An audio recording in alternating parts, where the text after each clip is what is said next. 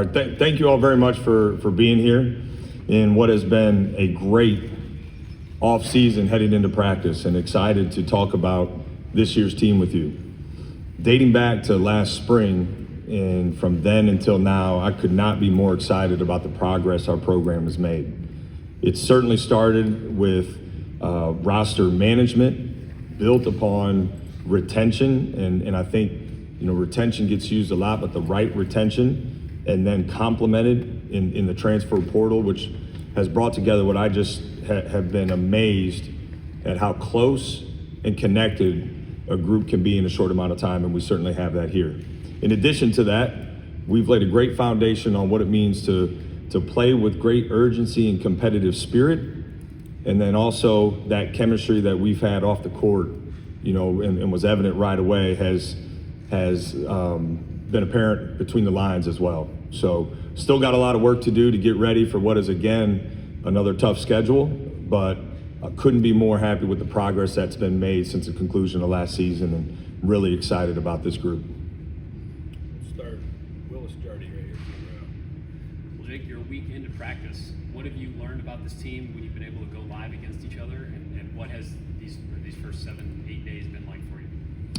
Yeah, well, I think you got to look back at what our goals were this summer, and we wanted to get stronger. So a lot of what we did outside of the court was to build strength and lay a really firm foundation. So I anticipated our conditioning maybe not being great with the start of practice, but our guys have been better than I thought they would be. So I've loved the pace that we've been able to play at so far. We've been charting possessions per 40 minutes based on how we've been playing, and been really excited about those numbers so far. But the chemistry that I talked about has been evident, from the start of practice all the way through now. What is 6 practices, I think, or 6 or 7 practices. So it's been great, Adam. Really excited. We've been able to compete every single day, every time we're on the court, and I think that's helped speed up our growth, certainly. Yeah, now that Matthew's kind of had a chance to actually, get on the court, get acclimated to the team, what have you seen from him in practice, and what stands out about his game? I think the game it's slowly starting to slow down for him. The pace that we're playing at is different. It's not what he's used to. I think it's certainly a different game that he's used to playing overseas and playing, which he played really well at the U18s, but you now got older guys and you got guys with more experience on the court. So the first day of practice was really fast for him, and certainly had a chance to get acclimated, once we started up school. But, I've been really impressed since, Monday to now, yesterday, that first Monday to yesterday, just how much he's improved in understanding what we're doing, limiting some of those turnovers he had in the first couple of days of practice, and becoming more efficient. So it's really interesting because, we're viewing things through a lens of everybody who's been here since June. He was around, got to watch, but couldn't participate, and then missed stretches because he was gone with his national team. So sometimes I got to remind myself of that. And I've just been really impressed with the progress he's made so far. Kristoff's been a guy, he's going to Big Ten Media Days. He seems like front and center. Has he taken on a leadership role in this locker room in the short time he's been here? What have you seen in that respect from Kristoff? I think he's learning, figuring out where he's comfortable. And the beautiful thing about this team is he can be the best version of himself. That certainly is as a player. I think the way we're playing, he fits perfectly in the system we're trying to play this year. But also from a leadership standpoint, you have some bigger, louder voices in terms of leadership on this team. But his production's going to be important. His minutes are going to be there. And I think his leadership and how he leads is equally important because it's different than some of the other guys. So he seems really comfortable with that. Going to the left, Dave Cooper. A lot of players were hyping up Amari, saying that he's a dark horse. What caught your eye about him in practice and his just evolution from day one till now? Yeah, I love coaching Amari. And he plays the game with a joy and an eagerness to get better that, I think that level of humility and just consistency is rare for young players. And so he's certainly talented. He's got some great physical tools, but he has had, not just one or two high level, practices or moments since June, but he's had multiple, stretches of high level basketball and productive basketball, which is, equally hard for young players to do early on. But make no mistake, you can coach him hard. You can push him. He wants to get better. He's eager to get better, and he loves the game. And it is evident every single day he's here. And I think that's really impressive and a big time quality in a young player. Go in the middle, Rob. Yeah, Jake, big picture, I assume that you have team goals. Do you rank them? Is there a pecking order? And if so or not, where is making the NCAA tournament in terms of the team concept, team goal? Yeah, well, I think you can look on the back wall and see, what the standard is, in my opinion, of where this program should be tracking towards. And I don't apologize for having big expectations, right? I've been very consistent with that from the day I got this job. Much to, the dismay of people who would say, you're setting the bar too high, or you do it like Ohio State basketball, I believe belongs as one of the best programs in the country. However, right, talking about it isn't enough. We got a lot of work to do to get there. I think, disappointed in how we finished the season last year for sure. But we don't go into the season just wanting to do that. We're not setting a lower bar because maybe the program hasn't been there in the past. Like, to me, the bar in this program should always be at the very top. It's hard to do, I understand that. There's a lot of factors that influence your ability to do that on a year in, year out basis. But across the board, we've made progress in a ton of areas. Most importantly, I think our roster. And so we're shooting for the moon. And that's kind of how we operate every single day. So our guys know that, so it's not something we have to talk about every day, right? Like, we want to back up those standards with how we work, the consistency of our work, our competitive spirit, the toughness we're bringing in the court. So I grew up watching Ohio State basketball that had some unbelievable stretches, and certainly notably my brother playing here. And I remember when that team was #1 in the country. I understand we didn't do that last year. However, I'm not going to lower the bar of where I want this program to be because we didn't get the result we wanted. We're going to fight, scratch, and claw every single day to get this program back to that level. However long it takes, that's what we're doing. Did you watch the tournament last year?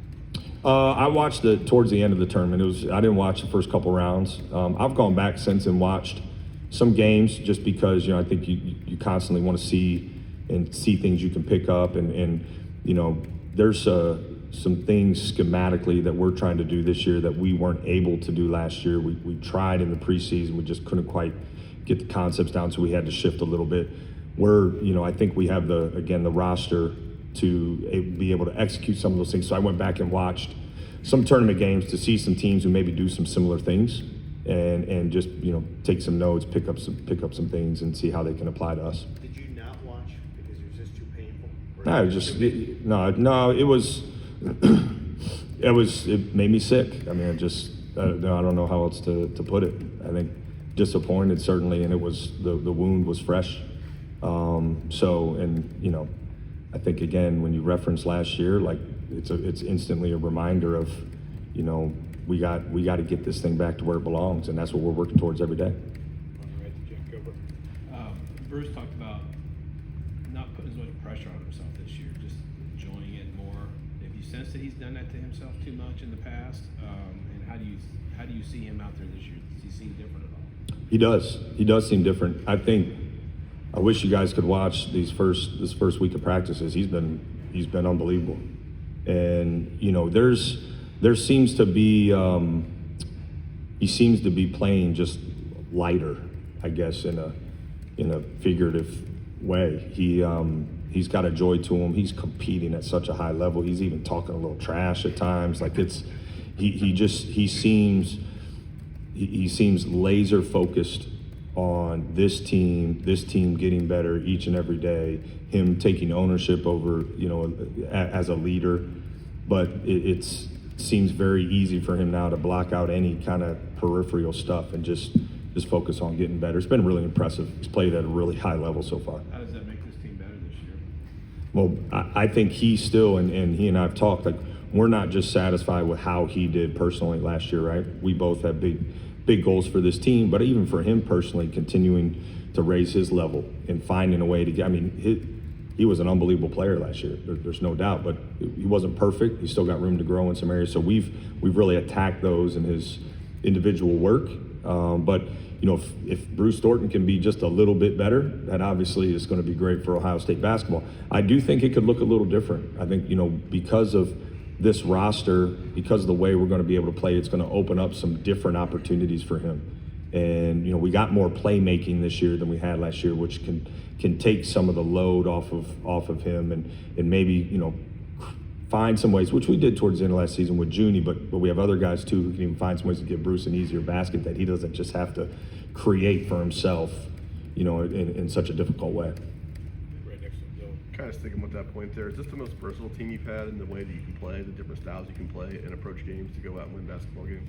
I think without question, it's this team, you know, is significantly deeper than last year. The experience of this team compared to last year is it's been impactful already. And, you know, we went into this offseason, you know, it was important for us to play with more pace and more versatility and less called sets, more free-flowing concepts. It was important to raise our collective basketball IQ. I think certainly experience helps with that, right? We lacked, you know, when you look at the top part of our rotation, or the main part of our rotation last year, we lacked experience. Even our sophomores last year didn't have, you know, the type of experience that, you know, as freshmen that Junie Mobley had as a freshman last year. So experience helps with that, and then we targeted specific, you know, I think, call it basketball characteristics in the portal to complement the guys that we had and also fit the way we want to play. So I feel like we're able to be, this team's able to be more like what we want to be as a program moving forward. And, you know, I really appreciate, I think the fight, the stick together, scratch and claw all the way to the end of the season mentality that our team had last year, considering all the adversity we faced. But every year you get a chance to kind of adapt and change your roster. I feel like we did a really good job with that. Pat Murphy, Bill. You probably touched on some of this in answers to your other questions, but the question I get a lot when this team comes up is, why are they going to be better than last year? You know, I've talked about the guys and that you've added and stuff, but maybe deeper than that, why is this team better equipped to win games in the Big Ten and you know, maybe end up, like you're saying, doing some of those things at the end of the season? Listen, I think if you really dive into the analytics of last year's team, there were some clear deficiencies that we had. I think first and foremost, it started with rebounding, on both sides of the ball. We were one of the worst teams in the Big Ten at second chance points per game, and then we were one of the worst teams in the Big Ten at defensive rebound percentage. So immediately, part of that certainly was a size issue for us last year. We went into the season thinking we were going to play a certain way, dealt with some stuff, right, that interrupted that, and then we had to pivot as best we could throughout the season as we faced, you know, roster attrition from one or two guys being out to guys being out for significant stretches and so on and so forth. So we wanted to certainly be able to play bigger. Part of that was moving Devin Royal more to the perimeter. And, you know, I know a lot of people thought I was crazy for that, and that's fine, but I think it fits exactly what we want to do. I think he's done a great job with it. It works well with the guys we brought in the portal and Brandon and Kristoff. And so, you know, we're bigger across the board. You know, last year we were going into a lot of Big Ten games 6'6" and 6'8", right, at the 4-5, with two guards who, you know, Bruce plays a lot bigger than he is, but two guards who are under, you know, 6'3". This year, when you look at the lineups we can put on the floor, it's just significantly bigger. It's not only taller, but it's more physical. So I think simply through some of the roster changes we made, we've begun to address the rebounding things, and we're going to adjust some schemes as well, particularly going to the offensive glass. That'll help us with that too. Now, right, it's one thing right on paper, it's another thing to go out and do it, but I think we've got some proven rebounders throughout their career. We got some guys who, you know, can really help us be better in those areas. That was a big issue for us. Another issue for us was our free throw rate of our opponents. We were the worst in the league at sending people to the free throw line. I think a big part of that was inexperience. You don't fully understand and appreciate how valuable experience is until you maybe don't have it. And there were simple things where maybe you're a half step late just because you haven't seen that stuff for 2-3 years in a college career, and that mattered. And then, I think there were also times where just we struggled transferring what we worked on to game time, right? Because in this league, you have to be able to change in the flow of a game. You can't change who you are, but you got to be able to adjust. We struggled at times to do that, and I think again, fouling resulted in that. Like, for us to have the defense we had last year and be so poor at rebounding and fouling too much, like it says that what we were doing wasn't broken. We didn't finish possessions as well as we need to. So it's been a huge theme for us. We've talked about with our players and certainly amongst our staff, we own those margins that we can be better at. And when you look at the end of the season of just how close we were, by all accounts, probably one game, right? One right game away of playing in the NCAA tournament. Those margins, that's the difference. So we've really tried to attack those. There's other things too. We've certainly dove into this head, but I think another thing for us was assist rate. And that was another thing for us where, we had an efficient offense, and quite honestly, we had to call, significantly more set actions than I would prefer to, but that's what fit that team as the year went on.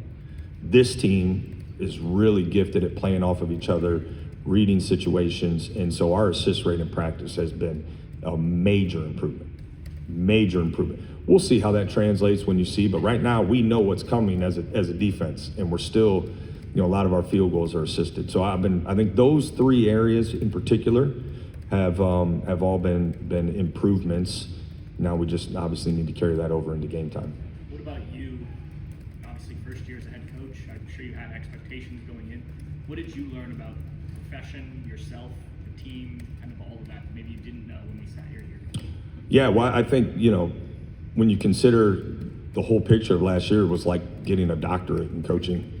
When I went into the start of the season, you anticipate things changing, you anticipate adversity, but I don't think anybody could have anticipated all the stuff we dealt with. And then on top of that, 11 out of our 32 games or whatever, 33 games were decided by 2 possessions or less. So, yeah, I'm not afraid to stand up here and say I'm a better coach now than I was this time last year. I think that's part of it. But I also think there's little things behind the scenes, understanding, where my time is best spent throughout the course of a day. And in my opinion, that's always going to be with our players.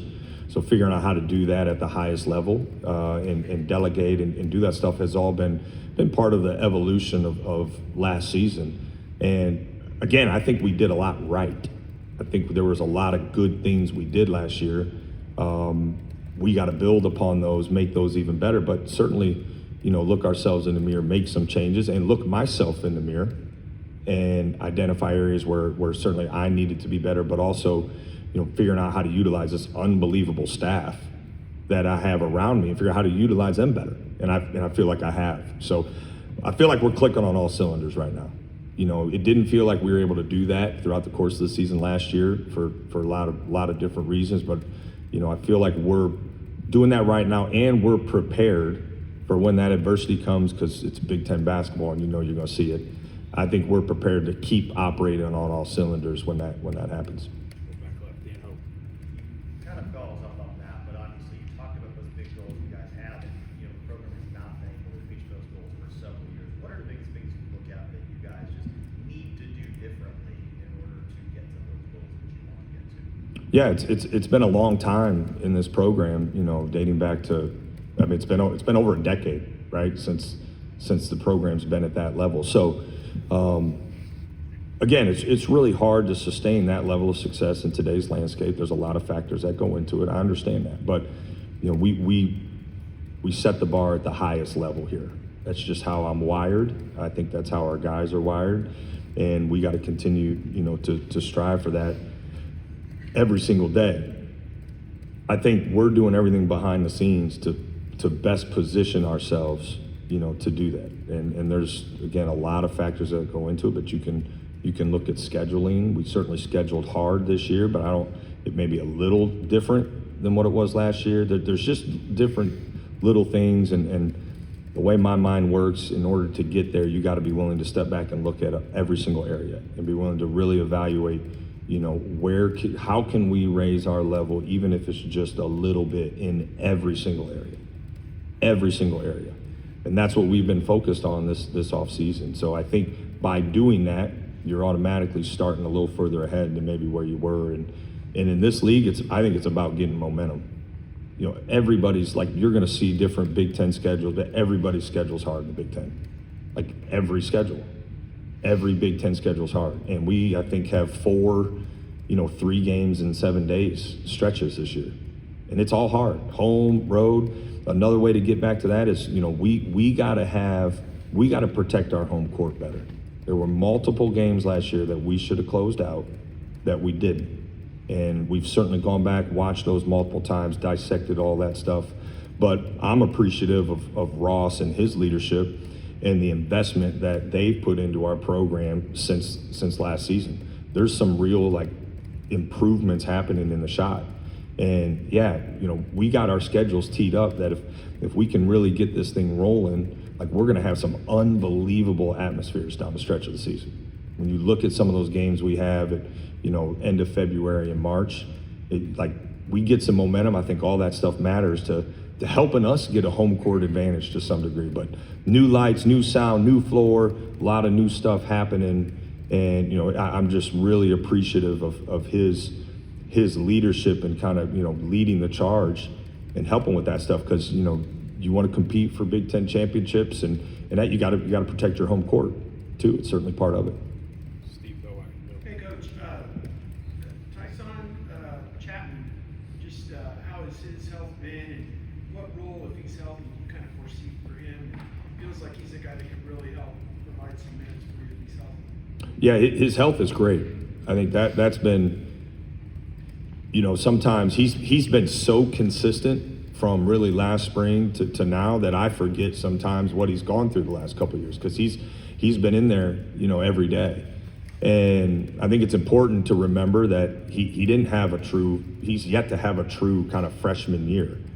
And, we experienced some of those maybe young player mistakes at times, but, for him, the biggest thing is he's gifted with the ball in his hands. He's gifted at catch and shoots, playing off others.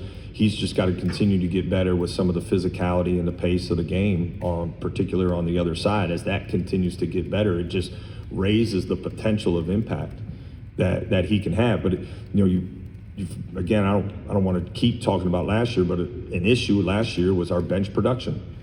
We were, again, one of the lowest teams in the conference at being, getting bench production. So I think our depth this year and the type of depth we have, again, fixes an issue from last year. And he certainly, I think, helps with that depth that we have, no question. Tilly, feels like he can be a mismatch and draw a big man out off the perimeter and shoot a little bit. But at the other end, do you feel like he's going to be sturdy enough? Interior defense was a big problem for you guys last year. Just do you feel like he's going to be a guy that can defend without fouling and do what you need to do at the other end, protecting the rim? Well, you can ask Yvonne how hard it's been, to guard him, because he's getting to go against him the bulk of the minutes every day. But yeah, I think offensively his versatility, and I feel like we've almost unlocked another level because, he and I have spent a lot of time in the gym. I think he understands, clearly the expectations for him as far as, kind of what's aggressive look like in our system, and it is more threes than he's used to, and it is putting the ball on the ground more than he's used to. So you're going to see him scoring at multiple levels, and I think it really puts the defense in a bind. On the other side, we got to do some things, schematically to help protect him, certainly, and we're working on those every day. But he is big, he is strong, and I think we have multiple guys we can put in there to to combat other teams who have size as well and protect him from being in foul trouble. We're in the last two. Coach, I want to ask you, you mentioned scheduling earlier. It's not as easy as people think it is. How do you go, I've talked to different coaches about this, how do you go about scheduling home games, non-conference? Yeah, scheduling is nowhere near as easy as anybody thinks it is. That's putting it mildly. I think it's important to note, again, I worked for Thad Mata here when, we didn't leave Columbus, it felt like, until January, right? And I think those days are long gone. And so there's a couple factors that have gone into, I think, the change, and in particular, the non-conference schedule, right? That's what we're referencing. First things first, we're playing more Big Ten games than ever. So that's 2 additional high major home games that we didn't have, or one, I guess, I'm trying to think when the last 116, yeah, at least one high major game that we have that we didn't have before, right? So that's that's another high quality opponent. Then, you consider that for the past few years, you've been able to increase your NIL access for your team through scheduling. That's been another factor. And so you're seeing less and less teams schedule home and home games, which has impacted that schedule. We've tried, I promise you, it has not been for lack of effort. We have tried to schedule, aggressively as far as bringing in another high major into our gym. I think getting a home and home with a team like Notre Dame, who, I think if you ask anybody, is primed for a huge year this year, and the regional aspect of that and the history across all sports, right? Like I think that's a big time home game. And that weekend, with Jerry Lucas statue, Ohio State versus UCLA, us versus Notre, like that's a big time weekend for Buckeye fans. And the way that came together, I'm really proud of, because it was a lot of work. Moving forward, we want to continue to schedule a high major non-conference home game. We'll see with the added game what it looks like, year in, year out, and how the NIL rules continue to change. But I guess no one really knows exactly how they're changing, but we got to kind of evaluate that. But make no mistake, we're trying every single year as best we can to bring in a high major team into our gym. Last couple of years, started Connor on the right.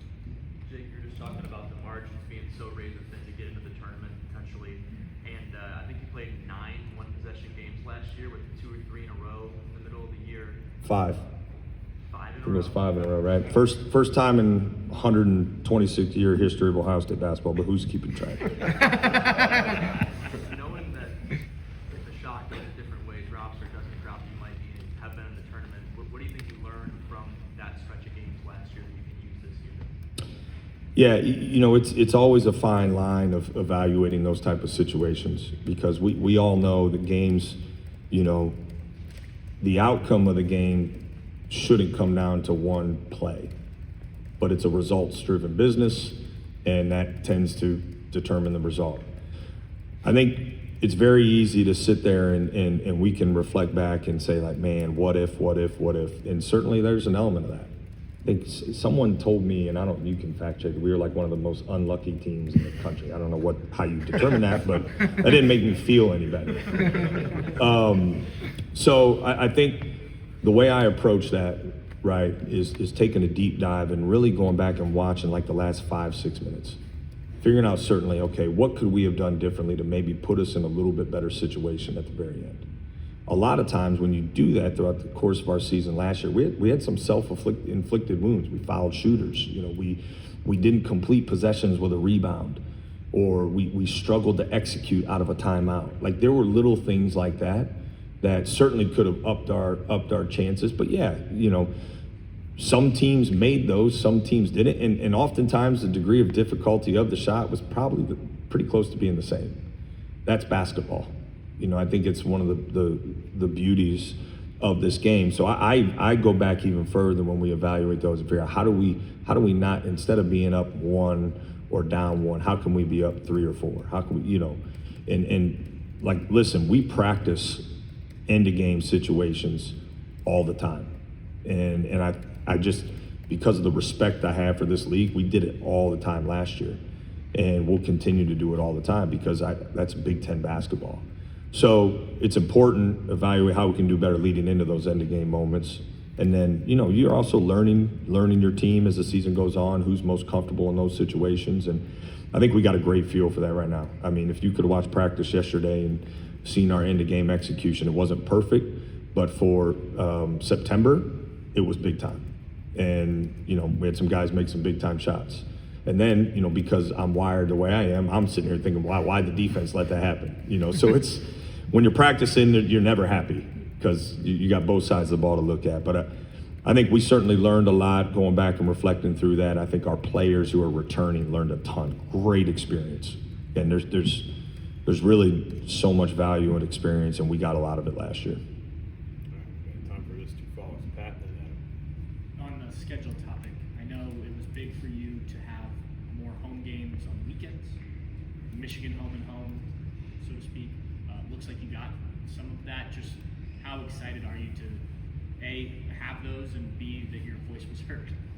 Yeah, I think the one thing, to remember about last season is it was a first for everybody. And, we clearly were heard on, my complaints about our lack of home weekend games. I think we doubled them from 2 to 4, so I'd like more, but we'll take it, we'll take that. And then I just, as soon as kind of our schedule came out last year, I think because of my respect for the history of this program and that rivalry, it just was too important, I feel like, to not have that rivalry protected. And so I went to the Big Ten. They told me to go talk to Dusty. It wasn't a long conversation. He didn't take him long to say, yeah, I agree. And then we kind of had a collective front, and they got it done. So it's great for Ohio State fans. It's great for Team Up North fans. It's great for Big Ten. Those games are always, for all the reasons, they're always highly viewed games, and so I'm excited about those 2 things, certainly.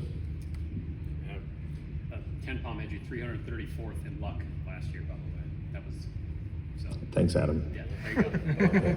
Thanks. We can do a couple more if you need to, Gary. It's fine. You mentioned like the uncertainty with NIL rules and things like that. How is that impacting recruiting right now? What are you telling recruits in 2026 or 2027 when they ask like what can I get? What can I do if I were to come here? It's a really unique time right now in college basketball because we don't know exactly what we're dealing with next year. This is a really important planning time for the future, and we're doing it with limited information or so much uncertainty. It's not fair to us. It's not fair to recruits. It's not fair to recruits and their families and agents and all the parties, right, that are involved as you try to make these decisions. So I think there's certainly an element of trust that has to exist to be able to kind of get to some conclusion. And timelines have changed in recruiting. It's a different time now, and that's okay. But the biggest thing for me is, we always want to be about getting the right guys in this program. That's why I'm so excited about this roster right now. We've done that. And recruiting, obviously, and we will always recruit high school players here, and that's an important part as we plan for next year. But it's hard right now. I mean, there's no other way around it. And that uncertainty, we feel it, they feel it. I think everybody involved feels it. So it's just really hard, and we need some stuff set in stone, some better guidance. Who needs to do what to get clarity for that? Oh, you could just make me in charge for a day, and I think I could. No, listen. I think there's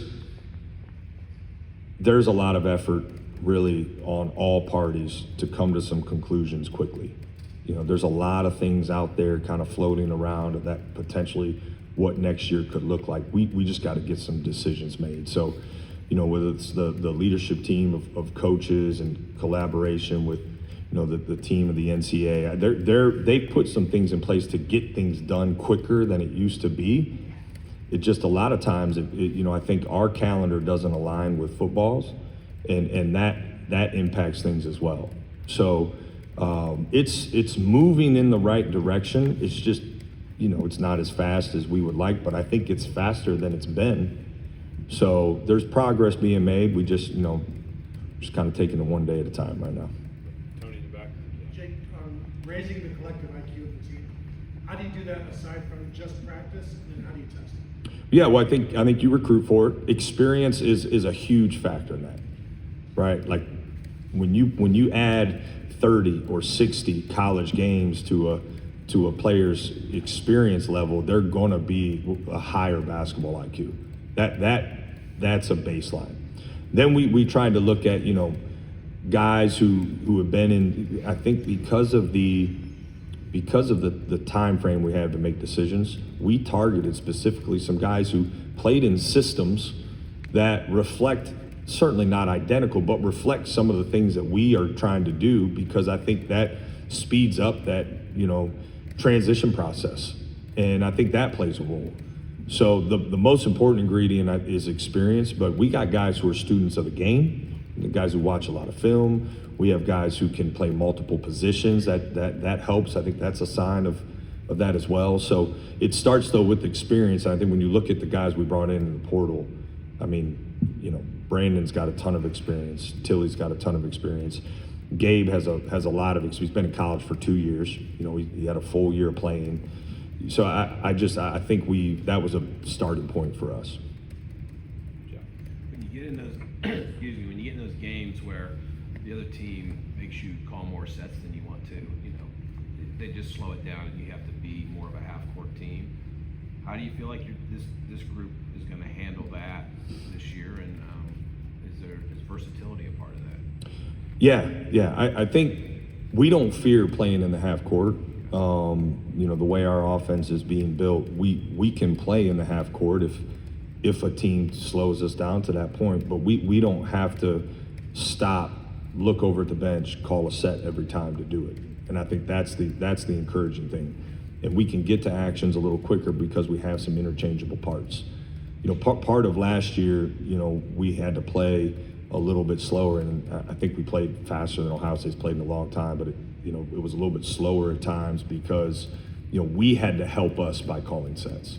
It was a little less about maybe what the defense was doing. It was more to help us, help script things for us, because we just weren't collectively at a high enough level to kind of react the whole game. We're in a position, I think, that we can do that more. So even if a team can slow down our initial push, we can grind out a possession in the half court without calling a set. We'll still call sets because we'll call some quick hitters. We'll utilize some mismatches we can create with the versatile pieces we have. I think versatility plays a huge role in that. But I think this team, can withstand a lot of different schemes against it. It can withstand a lot of different coverages and attempts to either slow down or speed us up. I think we're built to see a lot of different stuff, but within that, be remaining true to who we are as a team.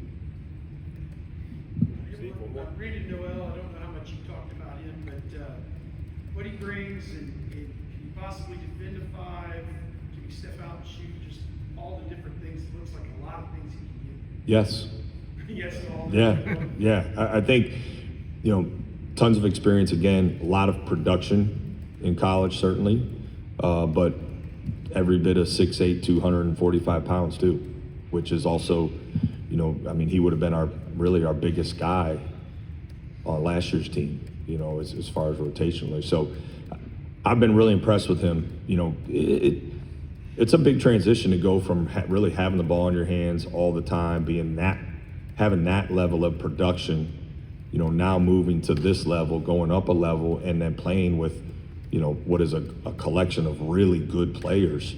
And there's a sacrifice involved in that, but to his credit, he's figured out how to play off others at a really high level. He's got great instincts on kind of when to cut and how to create shots with his movement off the ball. He's really good at going to the glass. You can post him, he can shoot it. Again, he can score at multiple levels. So I've been really impressed with Brandon so far.